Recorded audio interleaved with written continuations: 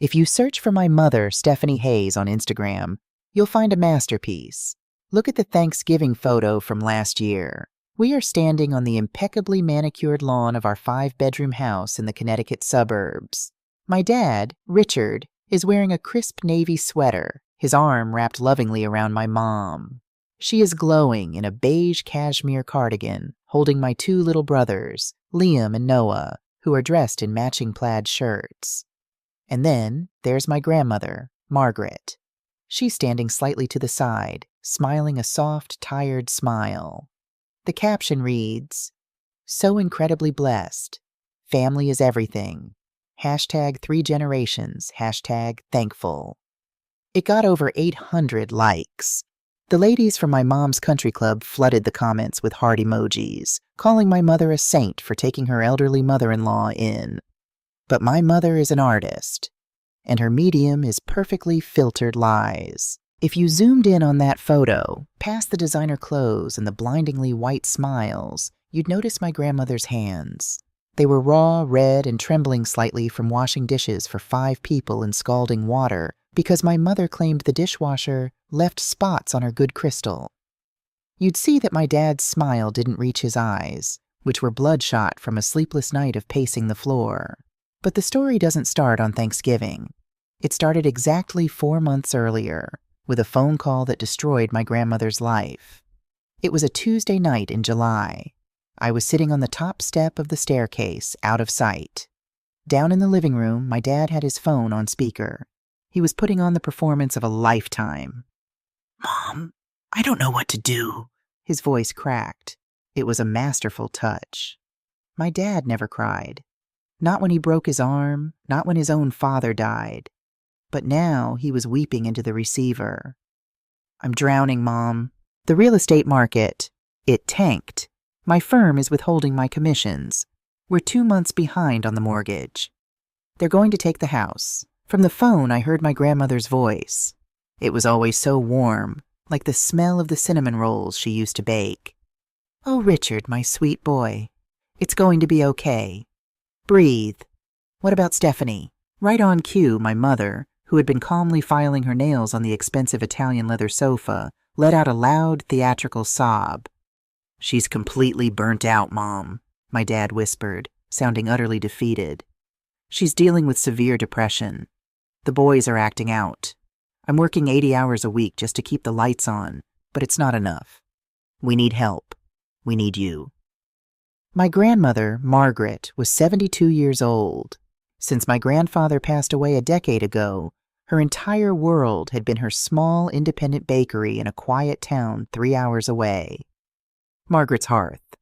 It wasn't just a business, it was her life. She woke up at 4 a.m. every day to knead dough. She knew every customer by name. She was independent, proud, and fiercely loving. When a mother hears her child is drowning, she doesn't ask how deep the water is. She just jumps in. Within 3 weeks, Grandma Margaret sold the bakery. She sold the little 2-bedroom house with the wraparound porch where she used to drink her morning tea. She sold the life she had built over 40 years. She liquidated everything she had, bringing a cashier's check for $150,000 to save her son's family. I remember the day she arrived. She stepped out of the taxi with just 2 suitcases and a cardboard box full of her favorite baking pans. When she walked through our heavy oak front door, the house smelled of my mother's expensive lavender diffusers and bleach. Grandma smelled like vanilla extract and old paperbacks. She didn't belong here. "Oh, Margaret!" My mother rushed forward, wrapping her in a dramatic hug. "You are our savior. We are going to take such good care of you. You can finally rest." Rest. That was the first lie. The second lie was her room. We live in a 4,500 square foot house. We have a guest room with an ensuite bathroom that has literally never been slept in. But my mother insisted that room needed to be kept pristine for important clients my dad might need to host. Instead, they put Grandma in the converted storage room at the end of the first-floor hallway. It had no windows, just a single bed, a plastic dresser, and the humming sound of the HVAC unit right behind the drywall. There wasn't even room for her favorite rocking chair. She had to leave it out on the curb. "It's just temporary, Mom," my dad said, kissing her forehead. "Just until we get back on our feet." She just smiled, patted his cheek, and said, "A mother doesn't need much, Richard, as long as we're together." Within 3 days, the trap snapped shut. My mother's severe depression somehow didn't stop her from attending her weekly country club luncheons or her hot yoga classes. What it did stop her from doing was anything related to the house. Grandma Margaret became the unpaid nanny, the maid, and the personal chef. She woke up at 5 a.m. I would hear her soft footsteps on the hardwood floors. She made Liam and Noah's lunches, cutting the crusts off their sandwiches exactly the way they liked. She did the laundry, mountains of it. She ironed my dad's dress shirt so he could go to work looking like $1,000,000. By dinner time, she was practically dragging her feet, but my mother would walk into the kitchen wearing her Lululemon leggings and sigh. "Margaret, you used butter in the mashed potatoes again? You know I'm trying to limit my dairy intake. It's fine. I guess I'll just have a salad." My grandmother would immediately apologize, her shoulders slumping. "I'm sorry, Stephanie. I forgot. Let me make you something else." I wanted to scream. I wanted to shake my grandmother and tell her to open her eyes. But the worst part, the part that makes me sick to my stomach even now, didn't happen in the kitchen. It happened late at night, in the shadows. It was early September. Grandma had been with us for a month. I couldn't sleep, so I crept downstairs to get a glass of water. As I walked past my dad's study, I noticed the heavy mahogany door was cracked open just an inch. A sliver of warm golden light spilled out onto the hallway rug. I heard the clinking of crystal glasses. I stopped, holding my breath, and pressed my back against the wall. "I still can't believe she just handed it over." My mother's voice drifted out, followed by a low chuckle. "I told you the tears would work," my dad replied. I could hear the smug satisfaction in his tone, the sound of liquid pouring into a glass. 150 grand, Steph. Cleared the bank yesterday." "So we can finally pay off the country club arrears?" my mom asked, her voice breathless with excitement. "Diane was giving me the dirtiest looks at the charity gala. If I get suspended from the board because of your stupid crypto investments, I swear to God, Richard." "Relax," my dad interrupted smoothly. "The club is paid. The credit cards are paid. I even transferred the first installment for the new Tesla. We're picking it up on Friday. Black on black, just like you wanted." I stood there frozen in the dark. The air in my lungs turned to ice. There was no failing real estate market. There was no foreclosure threat. My dad hadn't lost money because the economy was bad. He had blown it day trading obscure cryptocurrencies on his phone and trying to fund my mother's obsessive need to look like the richest woman in our zip code. They were drowning in debt of their own making, and they had used my grandmother as their personal ATM. They stripped an old woman of her independence, her home, and her life savings, just so my mother wouldn't have to face the embarrassment of leaving her country club. "What about the rest of her assets?" my mother asked. I could almost hear her calculating predatory smile. "She still has those blue-chip stocks your dad left her, right? The ones paying out the dividends?" "She does," my dad said quietly. "But she won't touch those. She says they're for the boys' college funds." "Richard," my mother sighed, the sound sharp and venomous. "She's sleeping in a storage closet and cooking us dinner every night. She thinks she's saving us. Give it a little time. When people get old, their minds slip. They get confused. They need help managing their affairs." A long silence hung in the study. Then the sound of 2 crystal glasses clinking in a toast. "To family," my dad said. I backed away from the door, my hands shaking so hard I had to grip the banister to keep from falling. I didn't get my glass of water. I ran back upstairs to my room and locked the door. My parents weren't just financially irresponsible. They were monsters. And looking at my grandmother the next morning, as she served them fresh coffee with a loving smile, I realized something terrifying. The gilded cage had been locked. And Grandma Margaret didn't even know she was a prisoner. There is a specific kind of cruelty in making someone doubt their own mind. It doesn't happen overnight. It's not a sudden strike. It's a slow poison, administered drop by drop, until the victim looks in the mirror and doesn't recognize the person staring back. The shift began in late September, right after Grandma Margaret finally asked about the money. It was a Sunday morning. The kitchen smelled of bacon and the fresh blueberry scones Grandma had baked from scratch. My dad was sitting at the island, scrolling through his phone, sipping espresso. Grandma wiped her hands on her apron and approached him gently. "Richard, dear," she started, her voice soft, hesitant.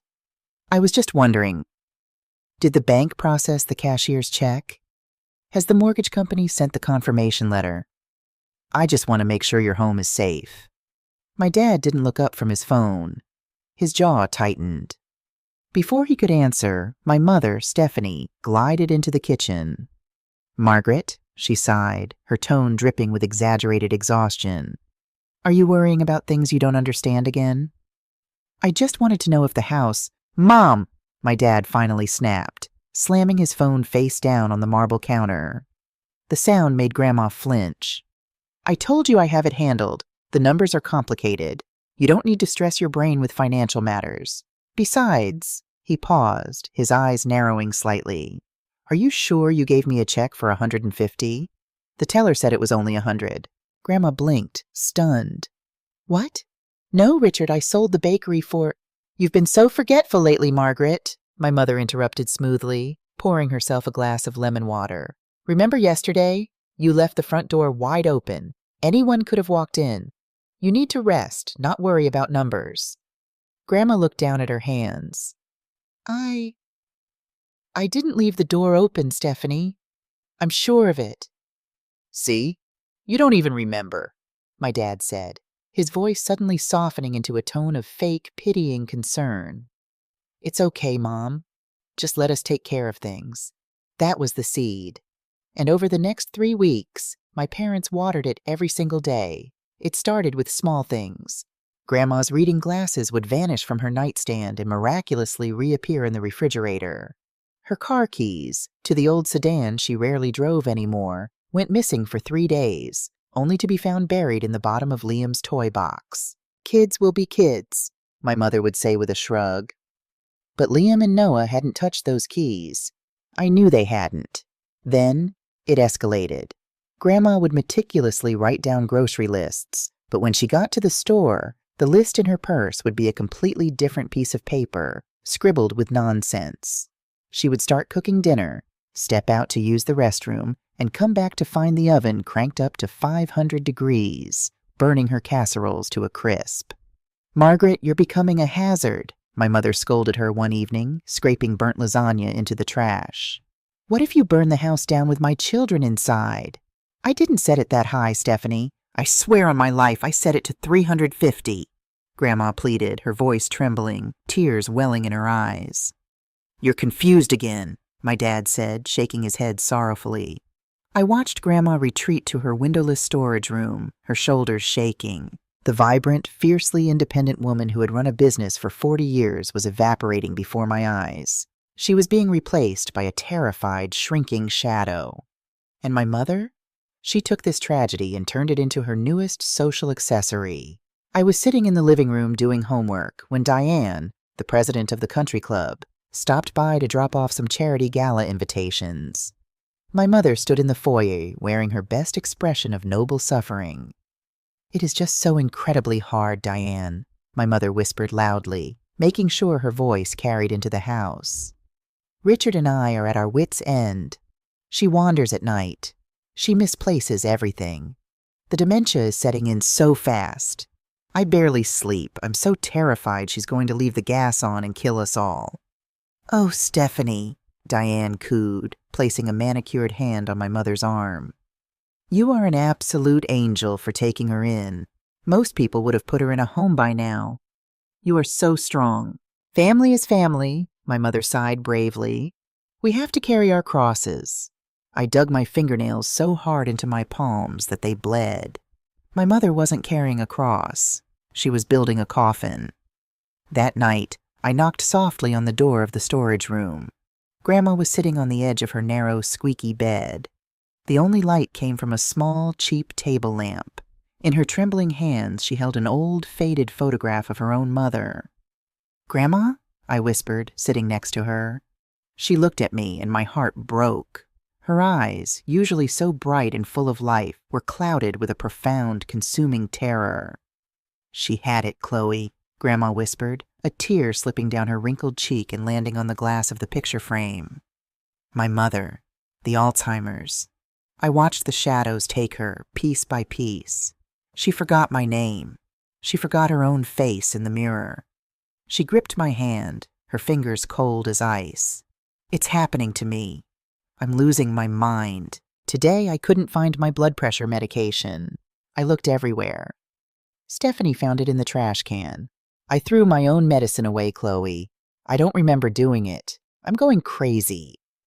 "You're not crazy, Grandma," I said, my voice thick with unshed tears. But I didn't have the proof. I didn't know how to explain the evil that was living upstairs in the master bedroom. Until Thursday, I faked a severe migraine that morning.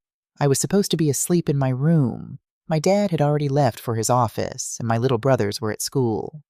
Grandma was out in the backyard, hanging laundry on the line because my mother claimed the dryer ruined the fabric of her sheets. The house was dead silent. I crept out of my room and walked softly down the carpeted stairs to get some ibuprofen. As I reached the bottom step, I heard a sound from the kitchen, the faint clack-clack of plastic. I peeked around the corner. My mother was standing by the kitchen island. She was fully dressed in her tennis outfit, a pristine white skirt and a visor. In her left hand, she held Grandma Margaret's orange prescription bottle, the blood pressure medication. I watched, paralyzed, as my mother calmly unscrewed the child-proof cap. She walked over to the sink, dumped the little white pills directly into the garbage disposal, and flipped the switch. The loud, grinding roar of the disposal masked the sound of my gasp. Then she threw the empty orange bottle into the trash bin under the sink. But she wasn't done. My mother wiped her hands on a towel, walked over to our 6-burner Viking gas range, and reached for the knob. She pressed it in and turned it just slightly. Not enough to trigger the igniter click, just enough to open the valve. Hiss. The faint, unmistakable smell of raw gas began to leak into the pristine kitchen. My mother smiled, a cold, calculated, terrifying smile. She grabbed her tennis bag and walked out the front door, the lock clicking shut behind her. I stood frozen behind the wall. The smell of gas was getting stronger. My brain was racing, connecting the dots in a horrifying web of realization. The missing keys, the burnt food, the open doors, the fake pity to the neighbors. They weren't just covering up the stolen money. It was so much worse than that. If they could prove my grandmother was mentally unfit, if they could document a history of dangerous behavior, they could go to a judge. They could file for conservatorship. They wanted legal control over her entirely. Once a judge declared her incompetent, my dad would be appointed her legal guardian. He would have the right to sign her name, sell her remaining blue-chip stocks, drain her college funds for my brothers, and lock her away in a facility where no one would ever listen to her again. Because who believes a crazy old woman? Through the kitchen window, I saw Grandma Margaret carrying the empty laundry basket, walking slowly toward the back door. She was about to walk into a kitchen filled with gas. She was about to be framed again. The fear evaporated. The paralysis broke. I didn't just step into the kitchen. I ran. I reached the stove, grabbed the knob, and twisted it to the off position. I threw open the windows, letting the crisp autumn air rush in, chasing the poison out. I reached into the trash can, digging past coffee grounds and eggshells, and pulled out the empty orange pill bottle. I clutched it in my fist so tightly the plastic cracked. When Grandma walked through the back door, looking tired and frail, I didn't tell her she was losing her mind. I walked up to her, took the heavy laundry basket from her hands, and looked her dead in the eye. "Grandma?" I whispered, the anger burning in my chest like a furnace. "You are not going crazy, but we need to talk. Now." There is a moment when a heart breaks so completely that it doesn't even make a sound. It just shatters into dust. I waited until 2 a.m. The house was completely silent, except for the low hum of the central air conditioning. I crept down the stairs, avoiding the third step that always creaked, and slipped into the windowless storage room where they kept my grandmother. She was sitting up in bed, staring blankly at the wall. The small table lamp cast long, hollow shadows across her face. I locked the door behind me. I sat on the edge of the narrow mattress, reached into my pajama pocket, and pulled out the empty orange pill bottle. I placed it gently in her trembling hands. Grandma Margaret looked down at it. She traced the white plastic cap with her thumb. "I didn't lose them," she whispered, her voice barely carrying across the tiny room. "No, Grandma," I said. "You didn't." I told her everything. I told her about the $150,000 that went to the country club and the Tesla. I told her about the gas stove. I told her about the conversation I had overheard in the study, about my parents' plan to have her declared legally incompetent to seize the blue-chip stock she had saved for my brother's college funds. I watched the realization wash over her. It was the most agonizing thing I have ever witnessed. For the first 10 minutes, she denied it. She shook her head, her hands flying to her mouth to stifle her sobs. "No, Chloe. No! Richard is my boy. He used to bring me dandelions from the yard when he was 5. He used to cry when he scraped his knee. A son doesn't do this to his mother. He just made some bad investments. Stephanie is the one pushing him." "Grandma," I said softly, grabbing her hands and forcing her to look at me. "He was holding the glass of scotch. He made the toast. They are doing this together."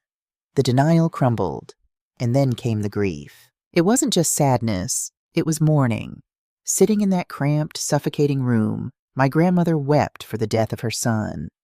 Because the man sleeping upstairs in the master suite was not the boy she had raised. That boy was dead, replaced by a greedy, empty shell of a man who saw his mother not as a human being, but as a heavily funded bank account waiting to be drained. We sat on that narrow bed and cried together until the tears simply ran out. When Grandma Margaret finally looked up, the terrified, confused old woman was gone. The fog of gaslighting had evaporated. In her eyes, I saw the woman who had run a business with an iron fist for 40 years. I saw the woman who had buried her husband and raised a child alone. I saw cold, hard clarity.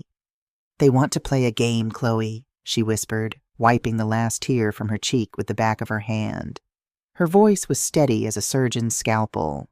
"They want to build a narrative where I am losing my mind. If I fight them now, if I scream and accuse them without hard proof, they will just use it against me. They will tell the judge I am having paranoid delusions." "So what do we do?" I asked, my heart pounding in my chest.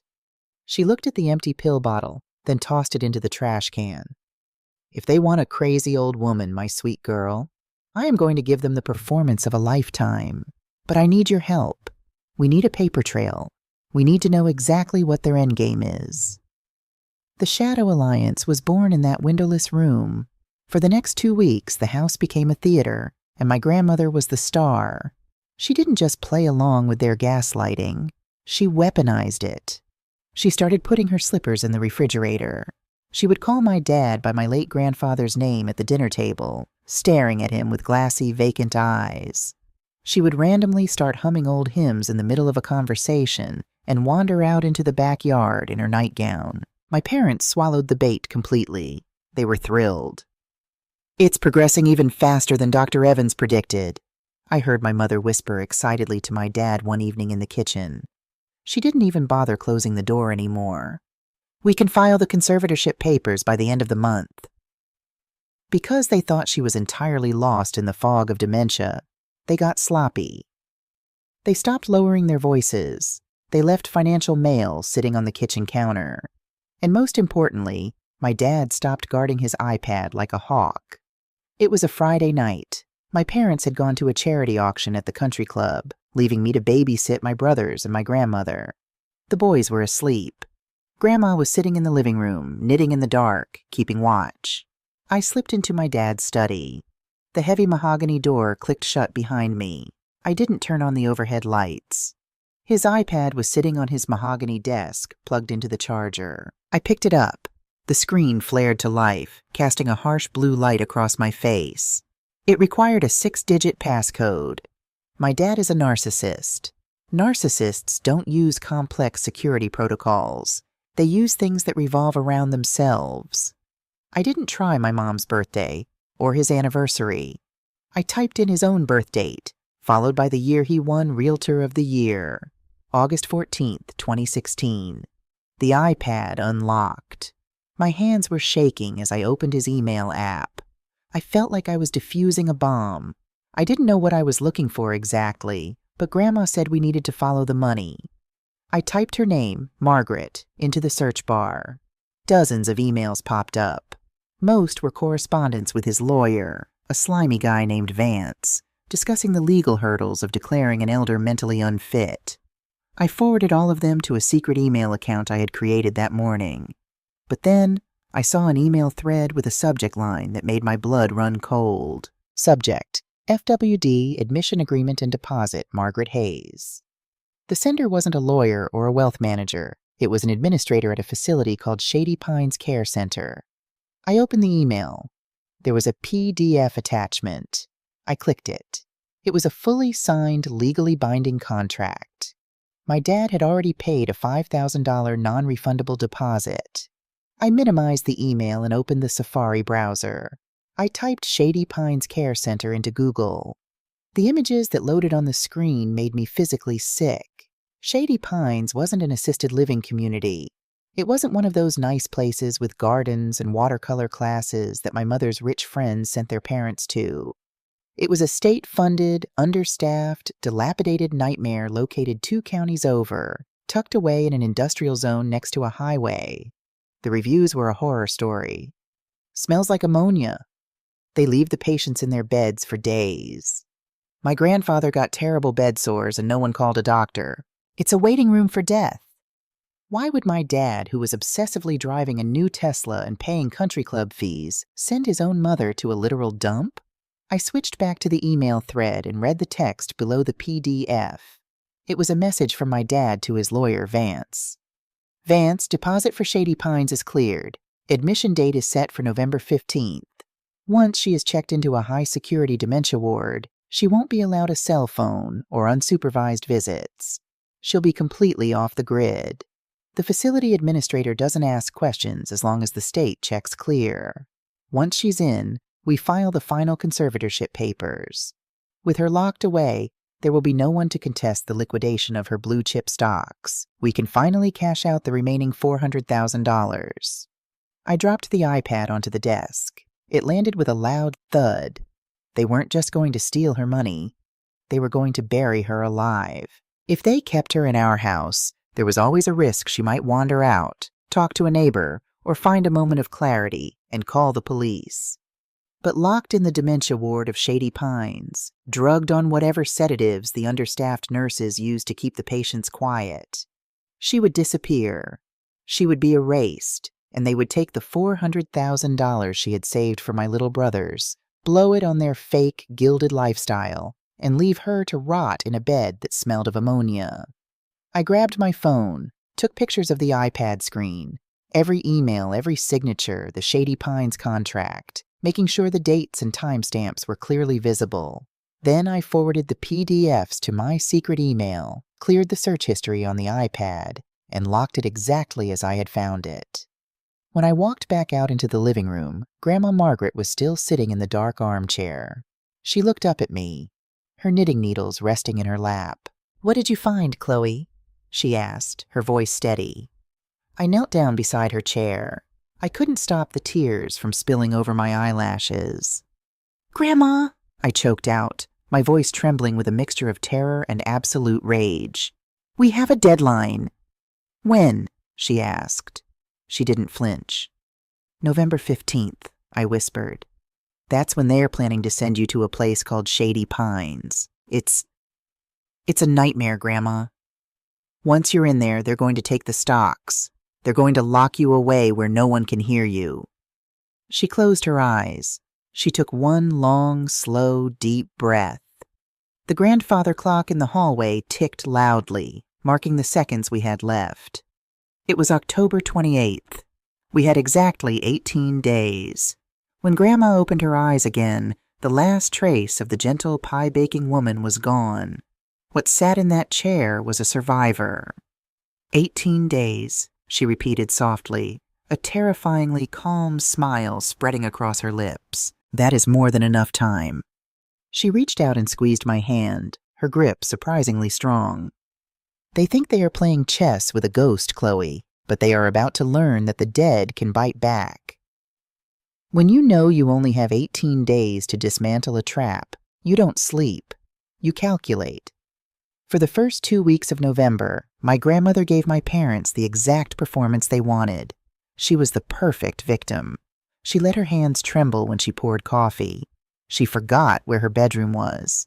My mother, Stephanie, was practically glowing with satisfaction, bragging on the phone to her country club friends about the inevitable tragedy of cognitive decline. But while they were busy polishing their fake halos, Grandma and I were building an arsenal. I took $20 from my babysitting money and bought a cheap prepaid burner phone from a gas station. While my parents were out showing off their new Tesla, Grandma sat on the edge of her squeaky bed and made a phone call. She didn't call the police. The police wouldn't understand. They would look at her age, look at my parents' pristine suburban house, and assume she was just confused. She called Thomas Sterling. He was an old, retired estate lawyer who used to go fishing with my grandfather. He knew Grandma wasn't crazy. When she told him about the Shady Pines contract and the forged conservatorship papers my dad was preparing, Thomas didn't hesitate. Over the next 10 days, operating purely on burner phone calls and secure emails I sent from the high school library, Thomas went to work. He quietly froze the blue-chip stock accounts so my dad couldn't touch them. He opened a new hidden account at a completely different bank. Grandma Margaret transferred every single liquid penny she had left, the small dividends she had saved, into that secure vault. We were stripping the house of its foundations, and my parents didn't even feel the tremors. November 12th, 3 days before Shady Pines. This was the window. My mother had a full-day appointment at the Magnolia Spa, a hot stone massage and a facial, financed by the last remnants of my grandmother's bakery money. My dad had a commercial real estate showing downtown and wasn't expected back until 6. The boys were at school. At exactly 1 p.m., the house was empty. "Now," Grandma said. We moved like ghosts. We didn't pack everything. We couldn't. Grandma left behind the heavy winter coats my mother had bought her. She left behind the cheap plastic dresser. She packed only the things that mattered. My grandfather's gold watch, a photo album, her mother's recipe book, and enough clothes to survive. I packed my backpack with my laptop, my ID, and the flash drive containing every piece of evidence I had stolen from my dad's iPad.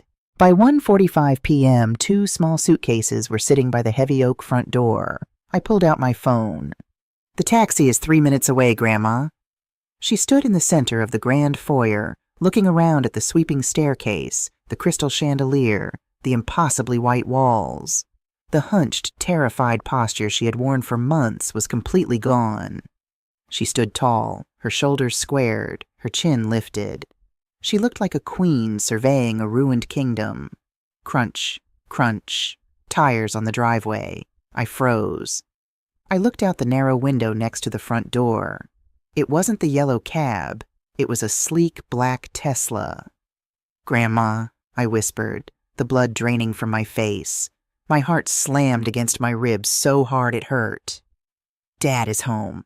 My dad stepped out of the car, adjusting his expensive silk tie, a leather briefcase in his hand. He must have forgotten some documents for his showing. He walked up the stone steps and pushed his key into the lock.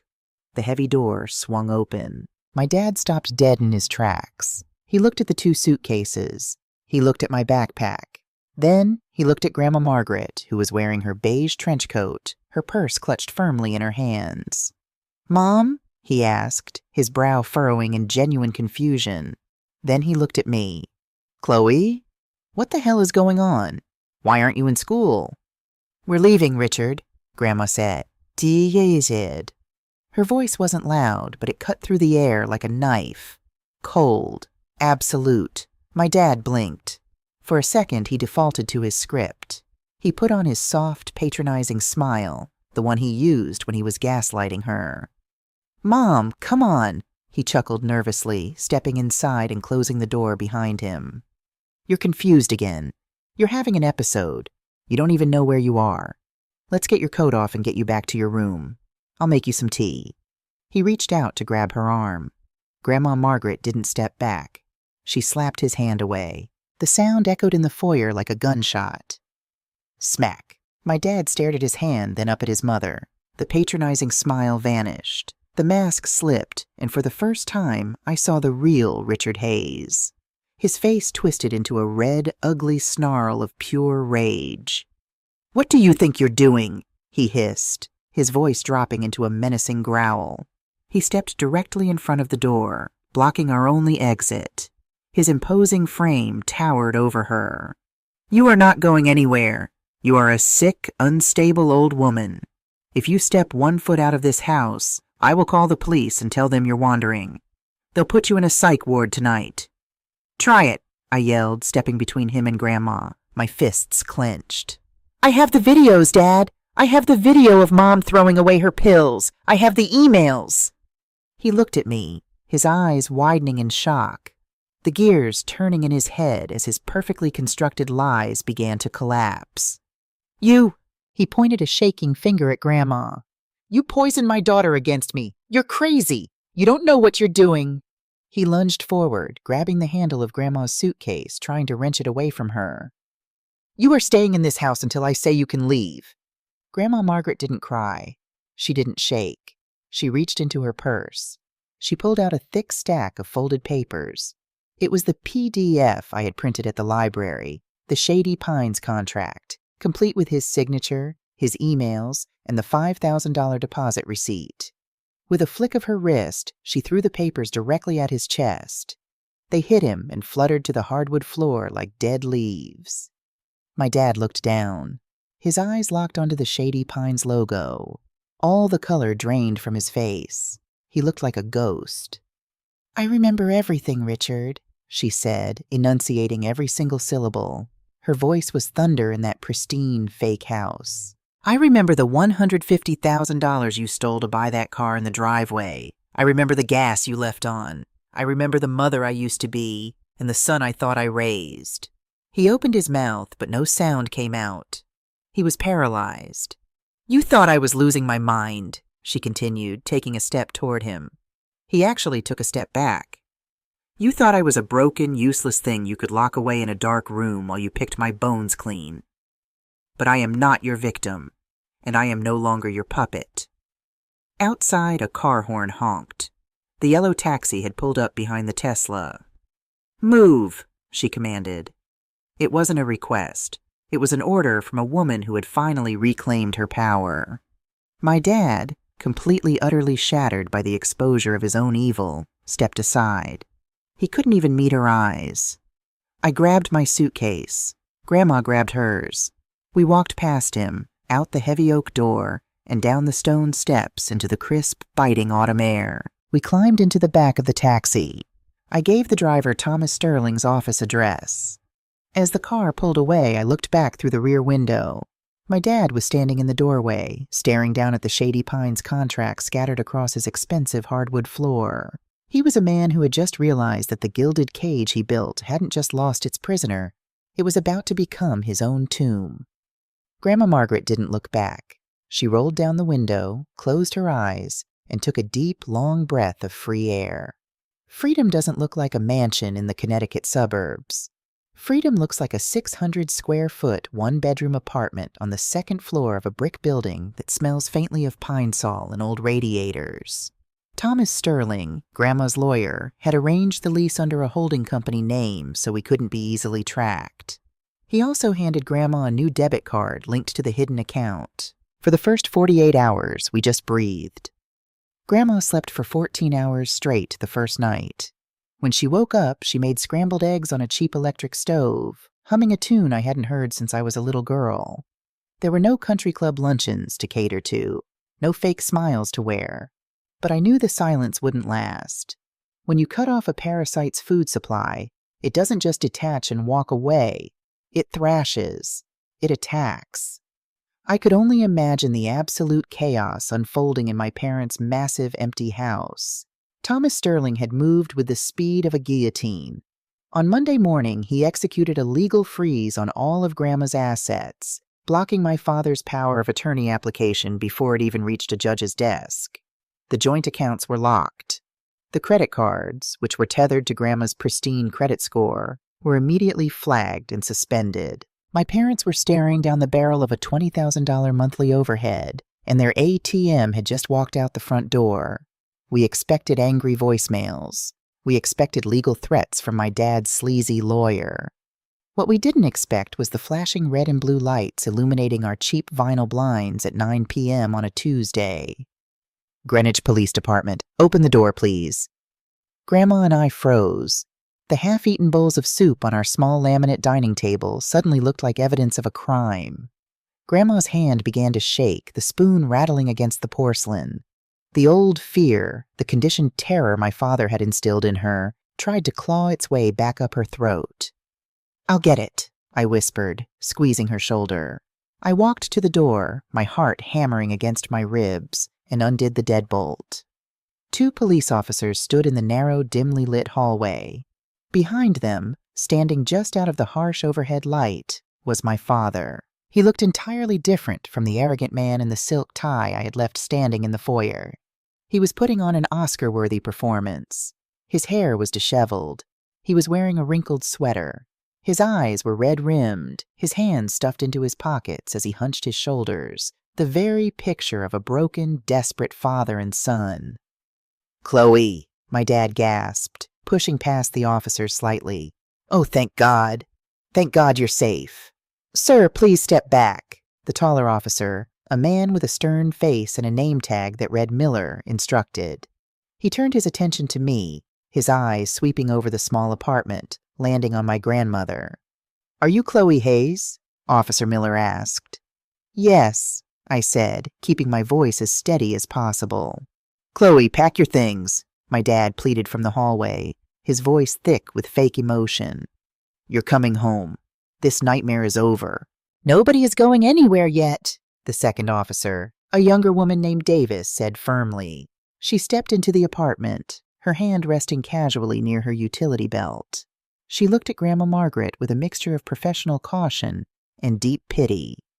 "Ma'am," Officer Davis addressed my grandmother gently, speaking slowly as if talking to a toddler. "We received a frantic call from your son. He reported that you are suffering from severe undiagnosed schizophrenia and advanced dementia. He stated that you've been off your antipsychotic medication for weeks, that you had a violent, manic episode, and that you abducted his minor daughter. We have a medical transport waiting downstairs to take you to a psychiatric evaluation facility." My breath hitched.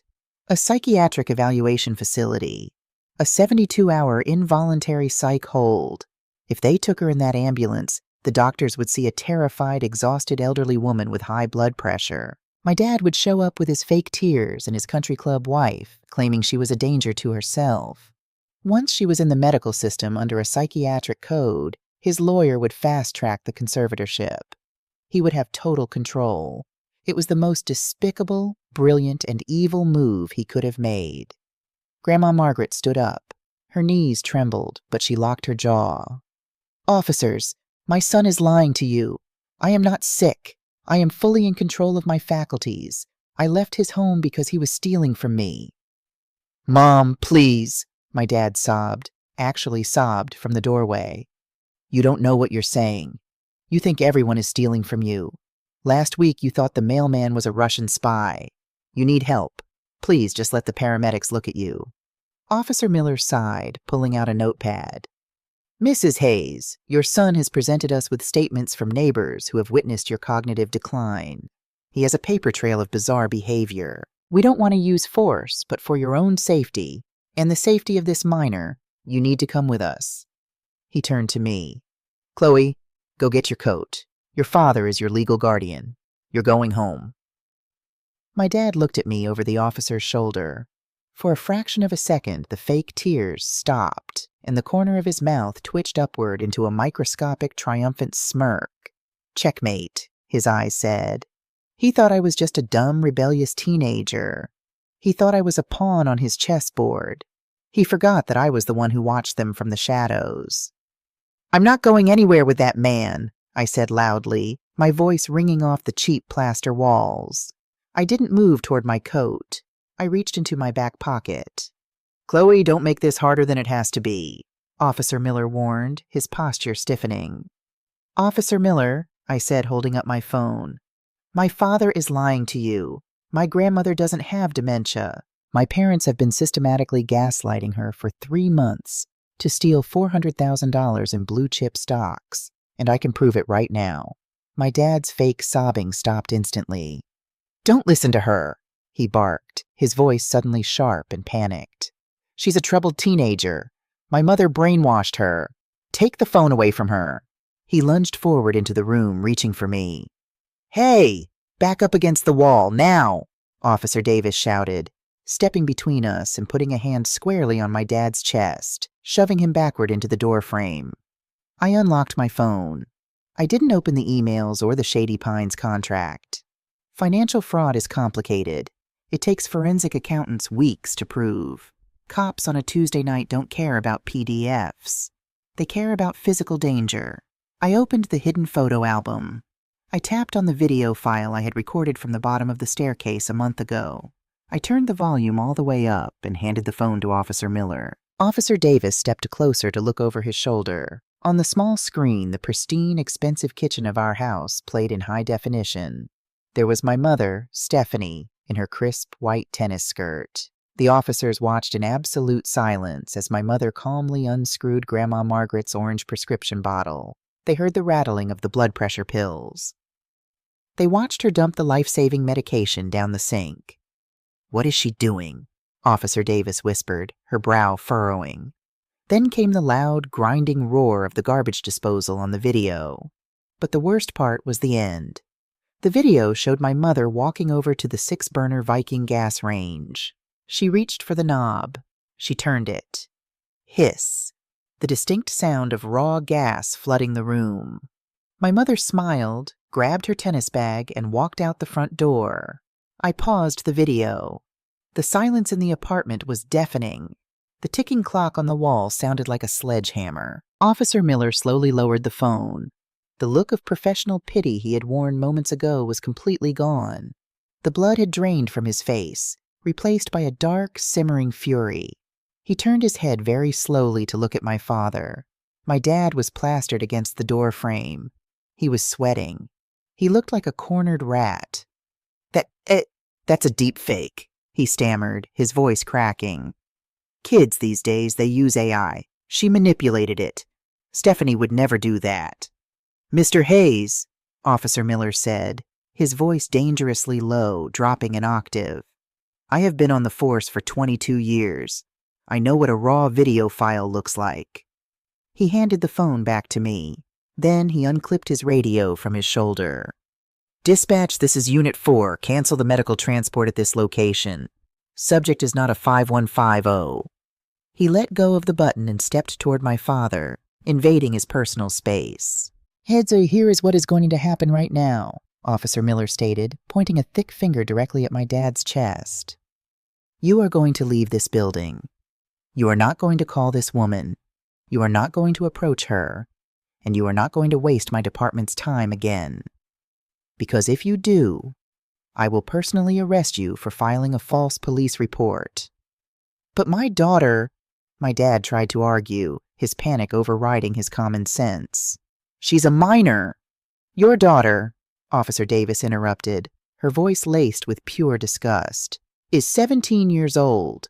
In the state of Connecticut, she is old enough to refuse to return to a household where she feels unsafe. And after watching your wife deliberately create a lethal gas leak and destroy vital medication, I consider your home an active threat."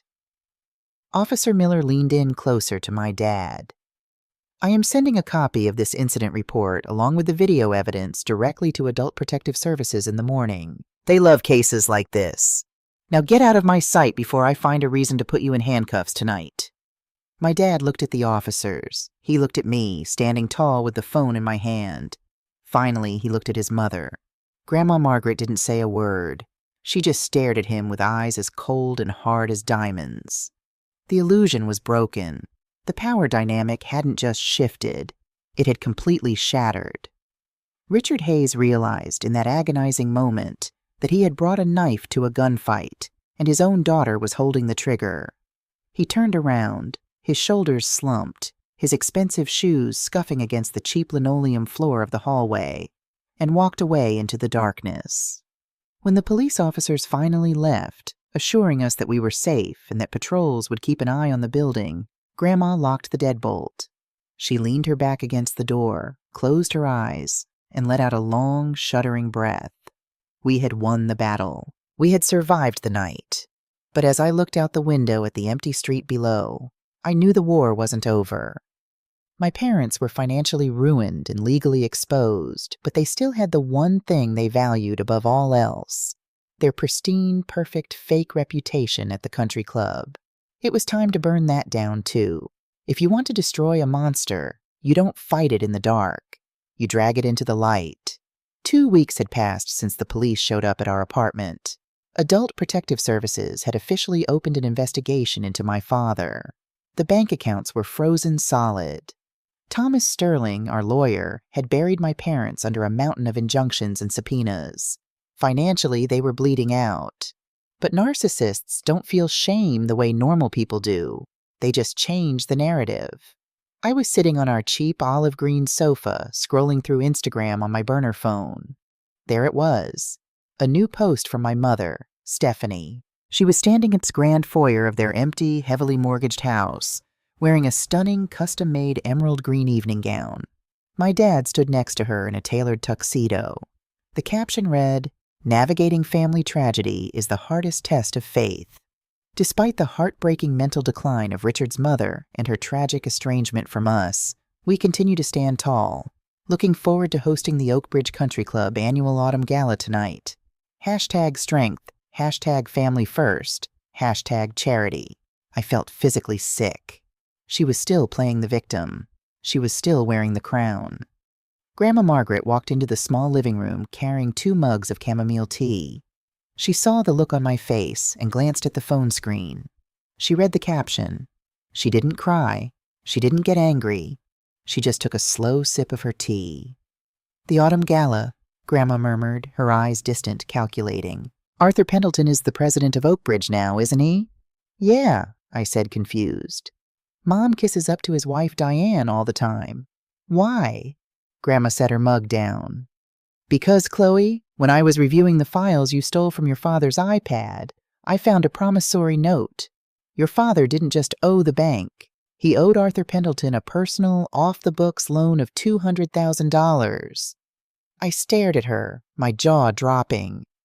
"He borrowed money from the country club president?" "He did," Grandma said, a sharp, icy edge creeping into her voice. "And to secure that loan, your father forged my signature on a document, claiming my $400,000 blue-chip stock portfolio was a trust fund in his name, held as collateral. He guaranteed Arthur he would have the cash by November 20th. I looked at the calendar on the wall. Today was November 20th. "They think because I haven't pressed criminal fraud charges yet, they've gotten away with it," Grandma said softly. She walked over to the small closet by the door. She reached past her everyday sweaters and pulled out a heavy vinyl garment bag. She unzipped it. Inside was a vintage, impeccably tailored Chanel suit in midnight blue. It was the suit she had worn to my grandfather's funeral 10 years ago. It didn't scream new money like my mother's flashy gowns. It whispered old money, old power, and absolute authority. "Grandma?" I asked, my heart starting to race. "What are you doing?" She turned to me, her eyes flashing with a terrifying, brilliant light. "I am going to a party, Chloe, and I believe I have some documents Mr. Pendleton might find very illuminating." The Oakbridge Country Club was a fortress of wealth. Valets parked Bentleys and Porsches under a massive crystal chandelier in the portico. Inside the grand ballroom, champagne flowed from crystal towers. A string quartet played softly in the corner. It was a room filled with politicians, CEOs, and socialites. It was Stephanie and Richard's kingdom. We didn't sneak in through the back. We didn't have to. Thomas Sterling, our lawyer, had been a platinum-tier member of Oakbridge since the 1980s. He picked us up in his sleek town car wearing a sharp tuxedo and escorted us straight through the grand mahogany doors. "Name, sir?" the hostess asked, holding a velvet clipboard. "Thomas Sterling," he said smoothly, "and my esteemed guests, Mrs. Margaret Hayes and Ms. Chloe Hayes."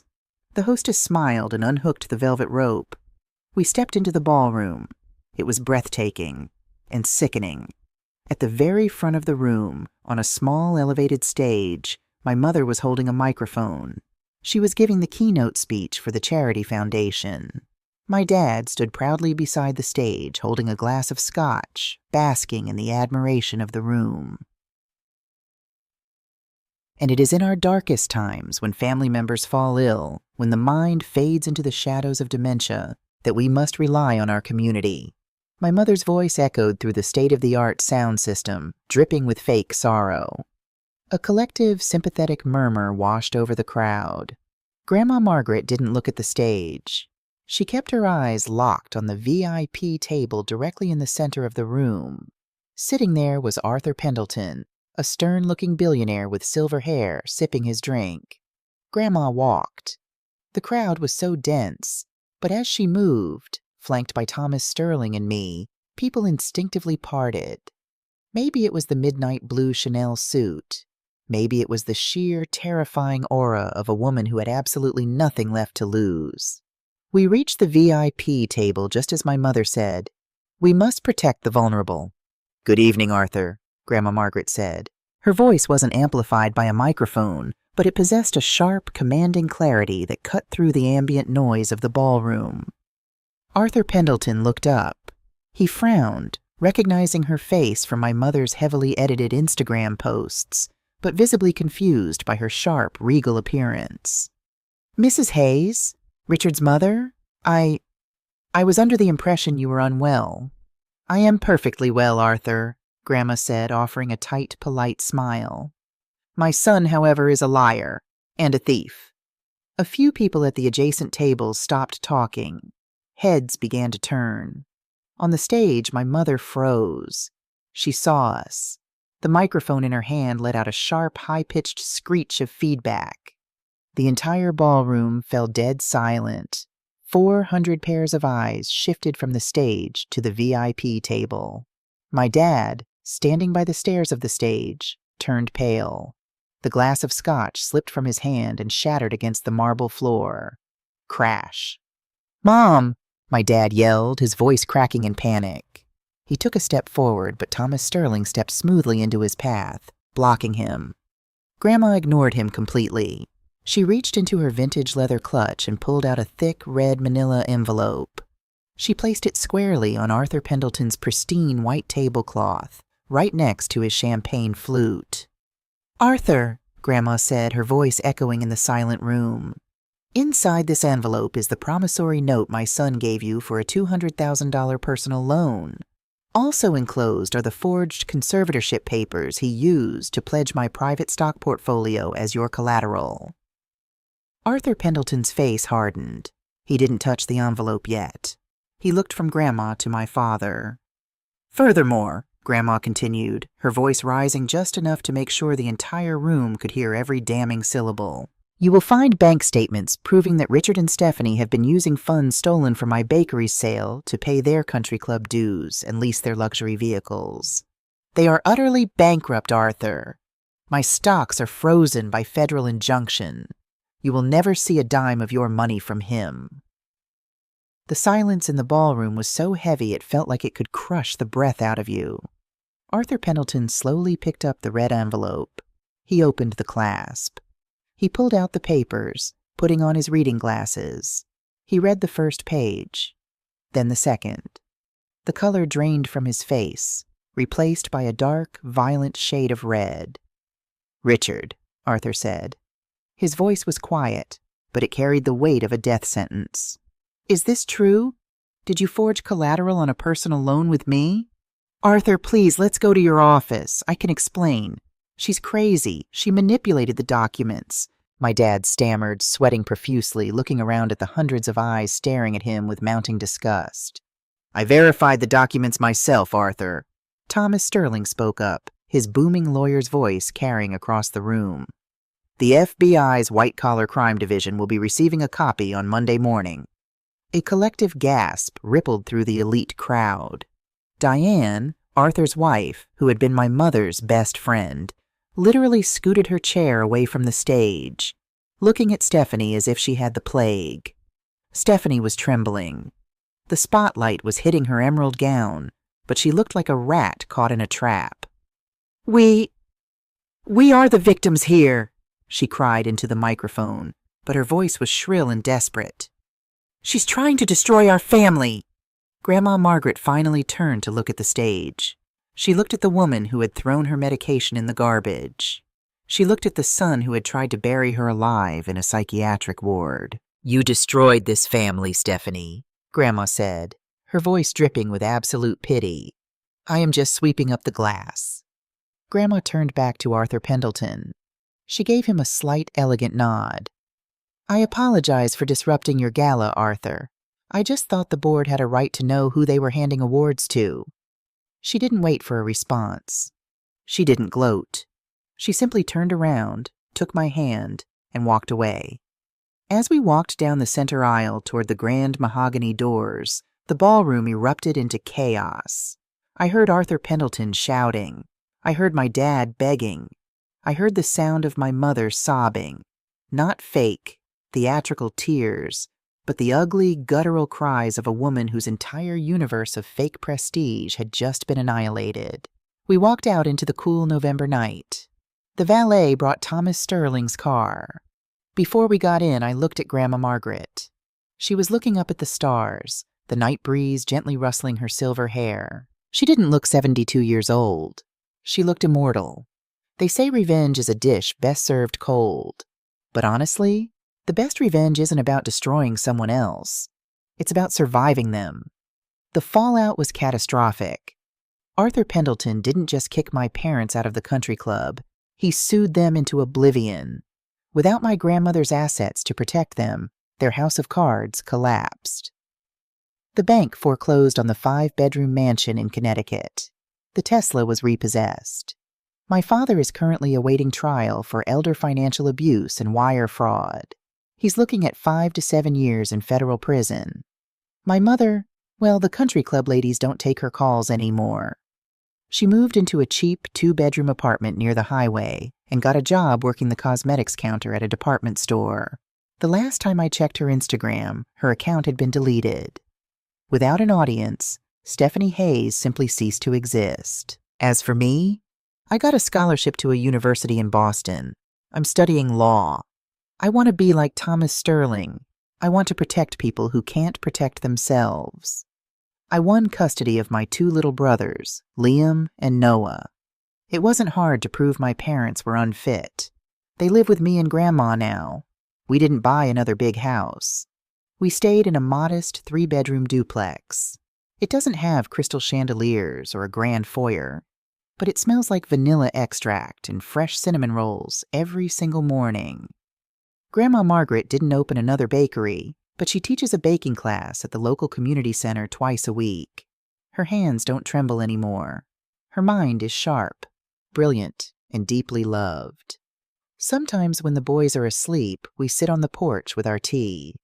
We don't talk about the mansion, or the gas stove, or the red envelope. We just sit in the quiet, enjoying the peace that we fought so hard to win. I used to think family was an unbreakable bond, a cage you had to stay in no matter how much it hurt. But my grandmother taught me the greatest lesson of my life. You don't have to set yourself on fire to keep toxic people warm. Sometimes the most beautiful act of love you can commit is loving yourself enough to walk away. And if they try to lock you in the dark, you make sure you are the one holding the match.